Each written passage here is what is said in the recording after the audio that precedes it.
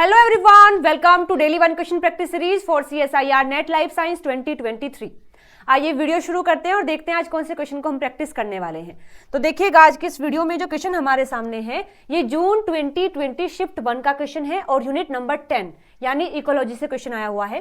लिखा है given below are growth and survivorship curve. यहाँ पर आपको दो कर्व दिए गए हैं, एक ग्रोथ कर्व है और दूसरा सर्वाइवरशिप कर्व है। आपको बताना है select the correct combination of growth curve from the figure A and the survivorship curve from the figure be given above that would best represent are and के strategies respectively.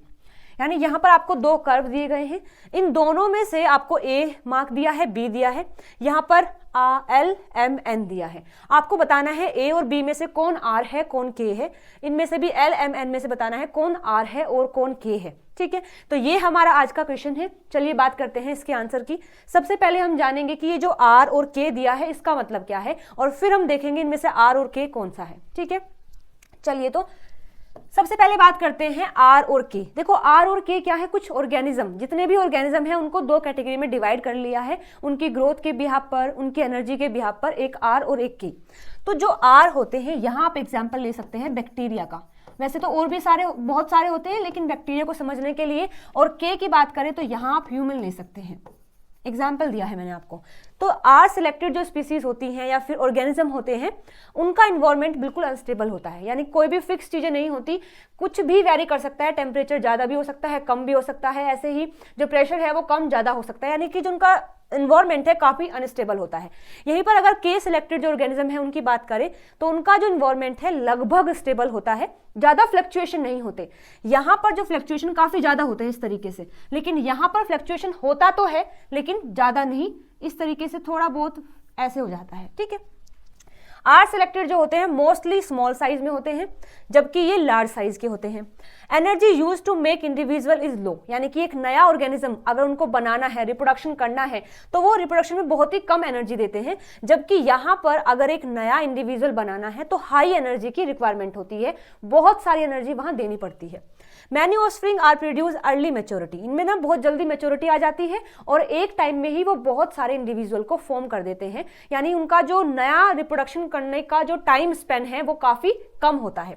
यहां पर अगर बात करें तो less offspring are produce late maturity, काफी time के बाद जाकर ये मैच्योर होते हैं और जब नया ऑफस्प्रिंग प्रोड्यूस करते हैं तो उनका नंबर भी बहुत कम होता है, ऐसे ही नहीं कि वो एक बार में ही बहुत सारे नंबर में ऑर्गेनिज्म को प्रोड्यूस कर देंगे। इसके बाद शॉर्ट लाइफ एक्सपेक्टेंसी, यानी कि इनका जो लाइफ स्पैन होता है, उनका जो जीवन काल होता है वो बहुत कम होता है जबकि इनका लंबा माना जाता है।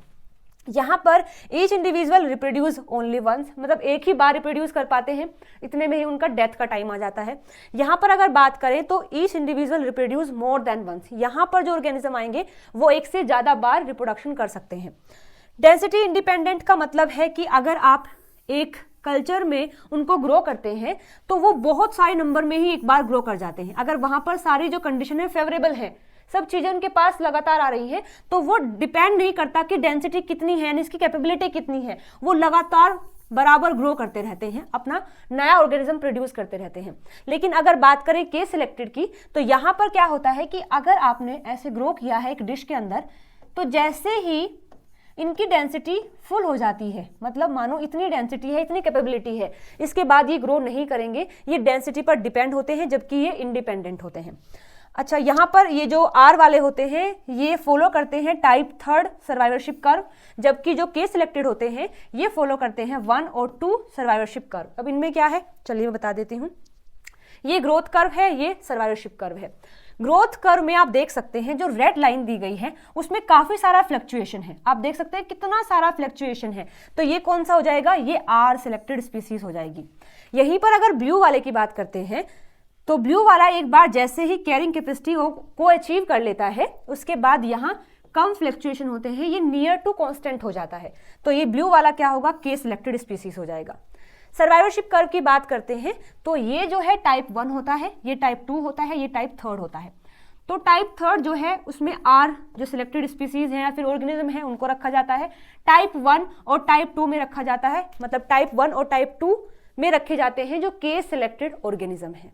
ठीक है, तो ये सब चीजें हमने सीख ली हैं। अगर ये इन्फॉर्मेशन आपके लिए नहीं है तो आप इसको नोट डाउन कर सकते हैं। चलिए अब बात करते हैं अपने क्वेश्चन को सोल्व करने की। यहाँ पर आप देख सकते हैं जो बी है उसमें काफी सारा फ्लक्चुएशन दिया है, यानी कि बी तो ऑब्वियसली क्या हो जाएगा, बी हो जाएगा आर, मतलब जो आर सिलेक्टेड स्पीसीज है, ऑर्गेनिज्म है, उसमें एक तो बी आएगा इन द ग्रोथ कर्व।